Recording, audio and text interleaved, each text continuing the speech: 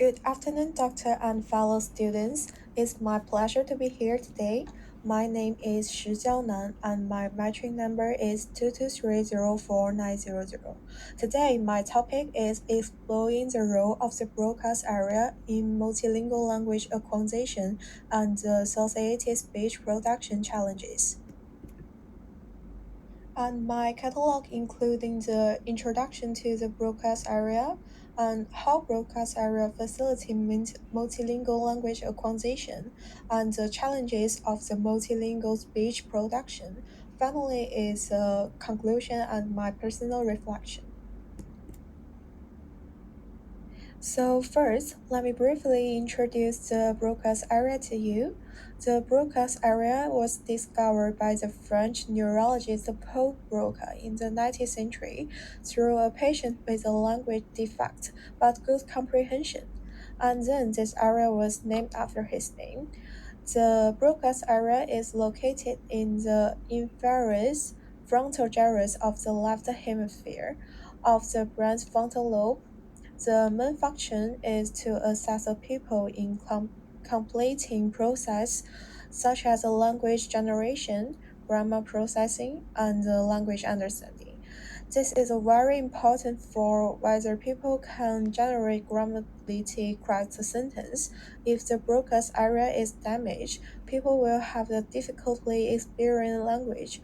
Although they can understand other speech, it's difficult for them to use the correct grammatical structure, such as ohms, conjunction, and articles.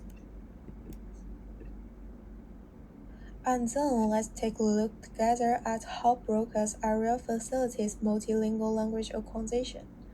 The first one is a speech coding and the adaptive adjustment of the speech. Before we choose a language to produce the sounds, the broadcast area will help our vocalization prepare the property and correct the phonemes to correspond of the language we have chosen. For instance, all the phonemes in Chinese have the tones, but English doesn't have. During the processing of the Chinese and English bilingual speakers switching languages, the broadcast area will store and activate the different phonemes combination based on the situation. Help us quickly achieve the code-based conversation and distinguish, and then generally unit the phonemes of the different languages. Number two is a syntactic processing. The broadcast area for the multilingual user need to store the grammar rules of the different languages and manage the sentence structure of the each languages, and then finally call them up quickly. For example, when the bilingual speaker of the Japanese and English, when they speak in English, they will suppressing the as always grammar structure of the Japanese and replace it with the as we old grammar structure of the English. During this processing, the broadcast area supports the switching between in the grammar systems to it provided cross language grammatical inference. And the third one is the language control and selections. When the broadcast area cooperating with the prefrontal cortex, it can help us choose the correct language when we're speaking. Take me as an example. My native language is Chinese. When I'm on the phone with my parents, I communicate in the Chinese. During this phone, my food delivery person sent me a message saying that my food has arrived. At this time, I will reply in English. During this process, the broadcast areas helped me to turn off the Chinese language systems and activate the English language system to me. The broadcast area and the basal ganglia both involve the language selections. Enable multilingual to quickly select the language patterns, choose the language according to the different occasions, and complete the code switching. So the broadcast area not only help us to speak, but actually access the multilingual user in the learning and the management languages, and help the multilingual user to switch code anytime and anywhere.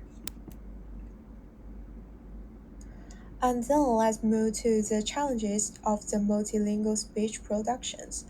First, we can take a look at these pictures. This is the processing by the broadcast area active the multiple languages. If the non-target language is successfully suppressed, the pure speech will be produced. If the suppressing fails, the cross-language interference will occur. Although the broadcast area play a crucial role in the language generation, it also poses some challenges for the multilingual users. The first one is voice interference. Challenges in the pronunciation. The broadcast area district has to manage different speech systems, often resulting in the accent transfer. It's the first language pronunciation affect the second language and the second language pronunciations. For example, Koreans who use the English as a second language are often said to have an accent in English. This is because there is no first sound in the Korea. The English word fan is often to pronounce as the pen by Koreans. The Broca's area is both the cultural core and the source of the conflicts in the multilingual output. So the second one is crossing language interference, bilingual competition, and the inhibitory control.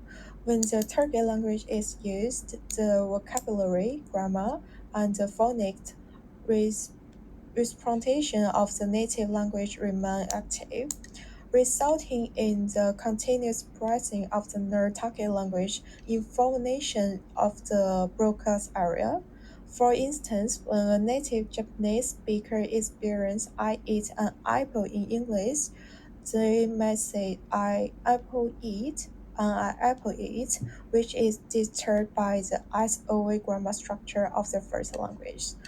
Insufficient pricing in the broadcast area will lead to the grammar transfer and the language making errors. And the third one is a cognitive load, slower retraveling and the switching. Of course, when the broadcast area control is overloaded, it will cause delayed response and incomprehension the speech for the multilingual users. Take longer to find the correct words in the target language. Because the frequency code conversation increase the cognitive load, and because the broadcast area has to constantly reconfigure the language systems. Therefore, in long-term multilingual communications, the computation for the neural resource may reduce the language fluency of the multilingual user and increase the mental fatigue. So, in conclusion, the broadcast area plays a central role in the multilingual acquisitions. It supports speech encoding, syntactic processing, and language control. However, it also faces a limitation when dealing with the multi-languages, which can lead to language delay and errors for the multilingual users. So, this indicates that learning a language is not only a cultural skill, but also neurological challenges. Understanding the language processing mechanism of the broadcast area can help us learn language better. And this slides including my reference. And that's all from me today. Thank you all for listening.